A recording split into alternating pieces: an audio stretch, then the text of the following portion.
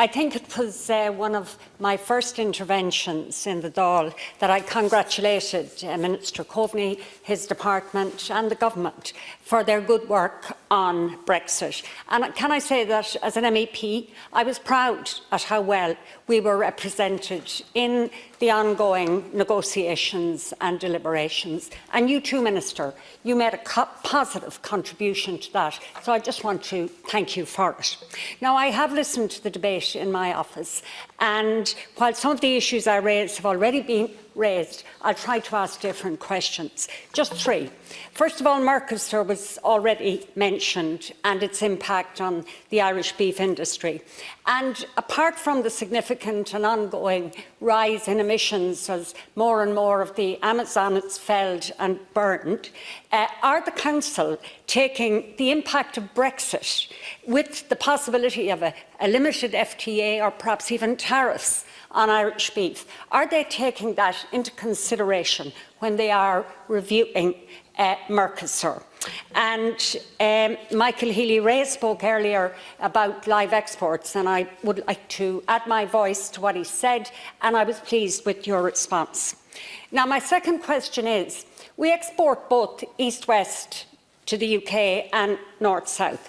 If we take an item A that is exported to Liverpool, and the same item is exported to Belfast, and perhaps a component of that item or the item itself may then be exported to the UK at some point. I just want to ask you, Minister, how are those items treated, and what's the difference in exporting requirements, if I'm making myself clear?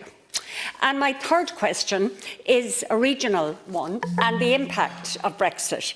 And today I quoted to the Taoiseach a recent report from the 3 regional assemblies, which showed that the North West and the border regions had the greatest exposure to significant economic disruption because of COVID-19.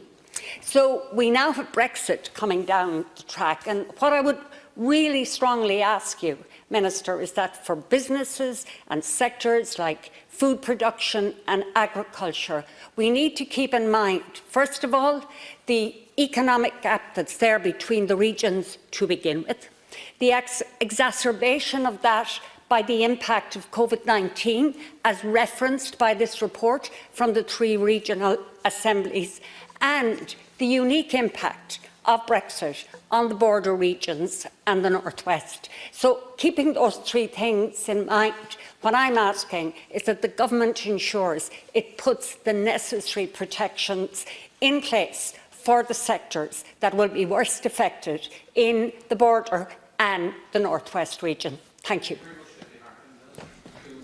Thank you, Deputy. Firstly, just to reaffirm our commitment to trying to support business across the island and making sure that we mitigate and minimise the impacts of Brexit, but also COVID, because obviously these are all coming at a very inopportune time.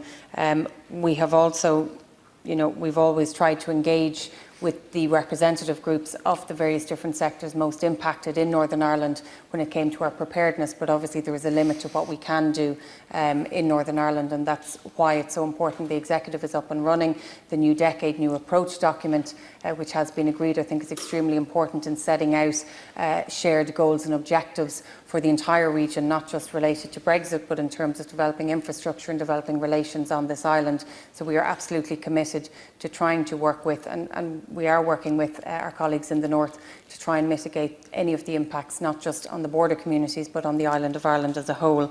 In terms of the scenario that you painted, I suppose there's a lot of different movements there, and obviously any movements between the UK and Northern Ireland is a matter for the UK government, depending on what the outcome of the overall agreement between the UK and the EU is. Then obviously that will have an implication on any movements between Ireland and the UK. So I suppose it all very much depends on what happens, whether there is tariffs. Of course, we know that the UK are leaving the customs union, so there will obviously be changes there, and that's why we've tried to emphasise to business that irrespective of what outcome there is going to be changes, and that's why their business needs to be prepared and needs to be ready.